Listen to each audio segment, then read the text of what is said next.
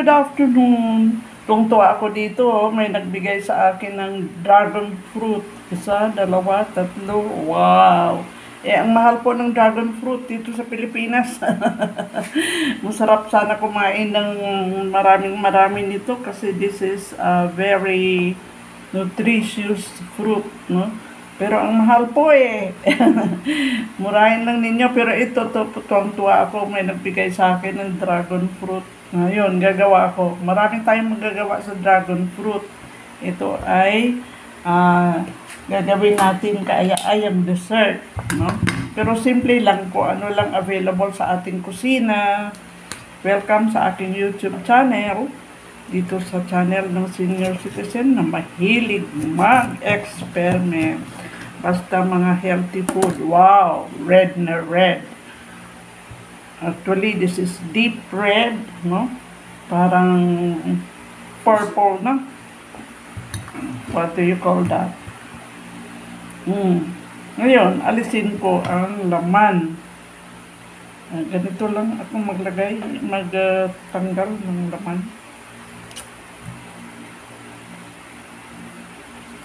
Ang sarap ng dragon fruit. Ito po ang prutas na hindi naman masyadong matamis. Kunting-kunti lang tamis niya. Pero maganda po ito gawin dessert. At marami kang magagawa sa dragon fruit.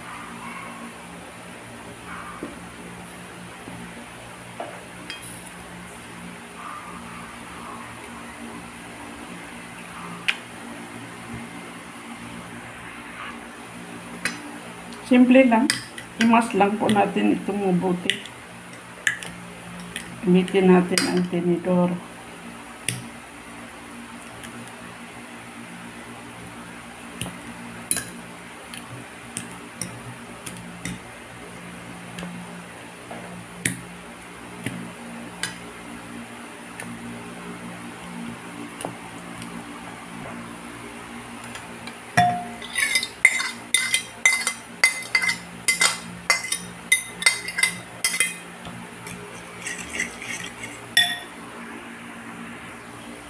Kung may condensed milk po kayo, ay pwede tayo maglagay ng condensed milk. Since wala, ang dragon fruit kasi ay medyo matabang, no? Na klaseng prutas. Maglagay ako ng isang kutsara lang na sugar. Pwedeng brown sugar, pwedeng white sugar, no? Mix there. At maglagay ako ng kunting cornstarch. Yan.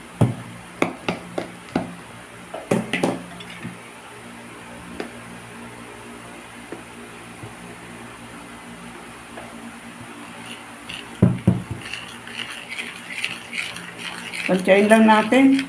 Depende sa dami ng ating mash na dragon fruit. Huwag naman sobrang marami. Pwede naman siguro mga 1/2 cup o 3 kutsara. Kung halimbawa ay medyo malapot, ay pwede po kayo maglagay ng milk. Ito po ay soya milk. Itong akin ang ilalagay ko para healthy ay soya milk. Kunti lang. Kasi wala tayong condensed milk para dagdag linamnam. Ganon lang kasimple. At ito po ay gagawin nating dragon fruit candy. Ayan, pakuluan po natin ang ating namas na dragon fruit. Wow! Pwede kayo mag-add ng any kind of milk, no? Or yung sugar according to your taste. Pwedeng condensed, pwedeng evap, no? And then pwedeng with sugar, without sugar. Low fire lang tayo.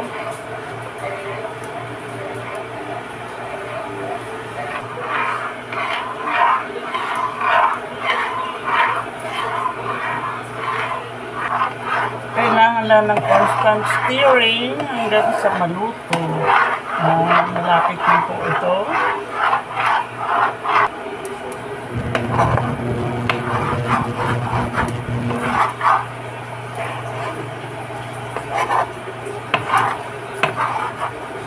Ayan, luto na po yung ating dragon fruit.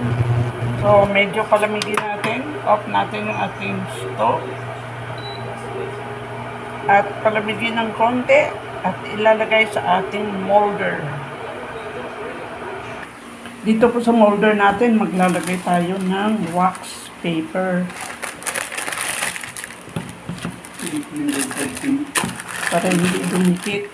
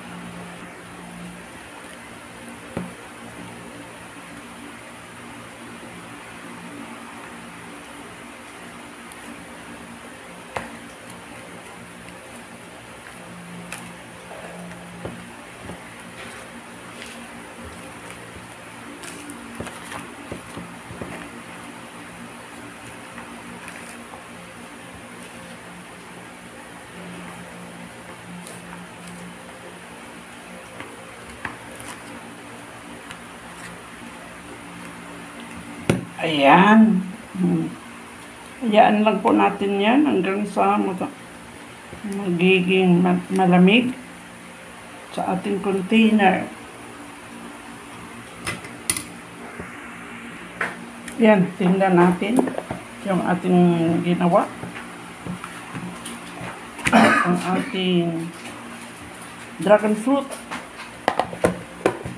Maganda siguro balik na rin.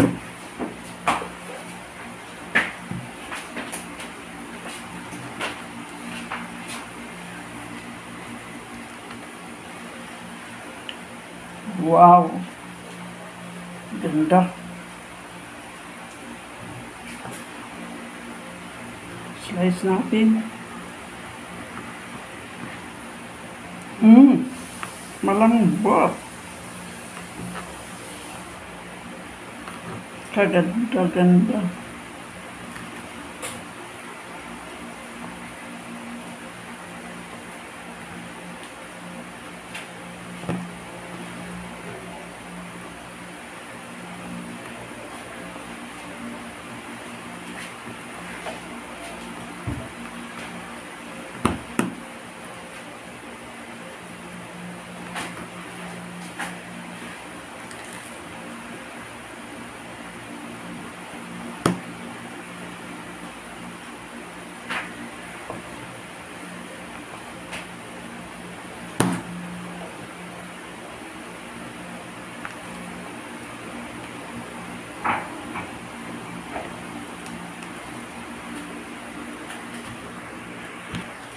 Ayan na ang ating dragon fruit candy. Pwede tayo mag-sprinkle ng sugar or pwede tayo maglagay ng sesame seeds.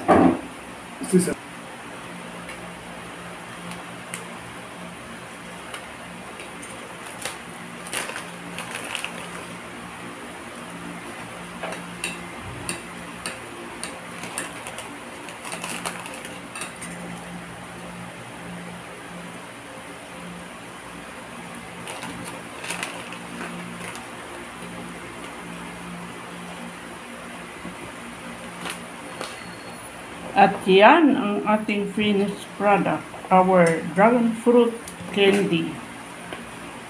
Thank you very much for watching my vlog. Please don't forget, sa mga hindi pa nag-subscribe, paki-subscribe po and watch my YouTube channel dito sa kusina ng senior citizen na mahilig mag-experiment. Our finished product, dragon fruit for dessert. Bye! Thank you for watching my vlog. God bless us all.